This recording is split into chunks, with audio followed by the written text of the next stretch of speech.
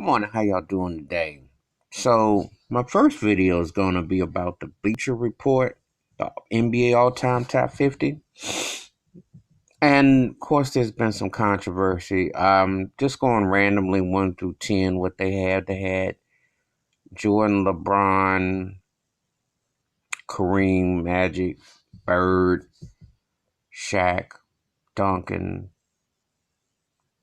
It was Bill Russell, Oscar Robinson, and Steph Curry. And Tim Duncan was in there, number 7. My thing is this. It's hard to compare eras. It's hard to say who's number one. It's all subjective. I'm going to tell you why. I can make a case for a lot of guys being the greatest. Will Chamberlain was the greatest offensive force, like the Babe Ruth, Barry Bonds of basketball. Shaquille O'Neal was the most unstoppable force. They changed the rules for him. Steph Curry's had the rules changed. All these guys got one thing in common. They got multiple rings. Yeah, Jordan won 6. As great as he was a better pitchman, arguably. I think Oscar Robinson pointed out a long time ago, and I co-sign that because he didn't. It's not like he won more rings than Kareem or more rings than Russell. And I don't want to hear people talking about, well, that was then all the eras. A winner is a winner. If you're great, you're great. Bill Russell could be considered the GOAT. You know, he did it as a player coach. Now take that caveat for one. To win as a player coach, period, to win one ring, to play and to coach the team, that's gangster in itself.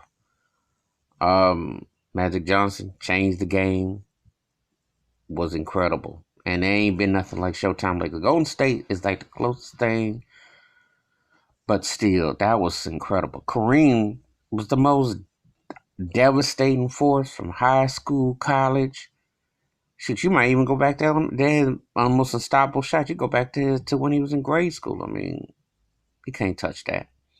You can't touch that. Tim Duncan, the big fundamental assassin, never gets enough credit for how great he was. Larry Bird, I'll say this, more mentally tough than LeBron James. And you know what? As time goes on, it's almost hard pressed to put too many people above Larry Bird. It really is. And I don't think LeBron's better than Larry Bird. When I think about it in hindsight, I really don't. LeBron's more athletic, but what else does he really have over Larry Bird? And remember, Larry Bird had a broke back and back was broke and he didn't play as long. Imagine Larry Bird had the flex rules of today with the way he could play. Scary. Some people on the list were a lot higher. Like David Robinson was like 11 or 12 or something. I'm like, are you for real? I mean, he was great, but he ain't that great. If he was, it would have justified it, you know. And there's no way in the world I'd put David Robinson ahead of Moses Malone. You know, Kobe was not outside the 10, and I'm cool with that. I don't think Kobe Bryant was an all-time top 10 player. I think he's in that 12 to 20 range, as I would have Dwayne Wade. And, you know, and I've had those debates about D. Wade, where his placement should be. They had Charles Barkley one spot ahead of Karl Malone. He was a better athlete, but Karl Malone had a better resume, you know. They had Walt Clyde Frazier in the low 40s and Patrick Ewing in the low 30s. Walt Clyde Frazier should be way higher. Allen Iverson didn't even make the top 50, which is okay. That's interesting, you know. Their criteria, I don't know, you know. This is all subjective, and it's good for debating and everything. Kevin Durant was only 15. He could be higher. He will be. If he come back healthy, watch out. He could be, because he's one of those guys that's got a chance to crack. I don't have a problem necessarily if someone says Steph Curry top 10, because he changed the game. He did won 3 rings, first unanimous MVP, 2 MVPs, 5-year run. When his career, if he was just to go have a stat pad next 3 or 4 years, you're talking 20 plus thousand points, dimes, stats, all-star, etc., etc. That'll be worthy of his place. I mean, how can you argue against Steph Curry? He changed he got everybody and their mama shooting threes. So, you know. But anyway, that's the Bleacher Report's NBA rankings. I can't really put a definitive number one. I got respect for Michael Jordan, but he ain't my number one ever.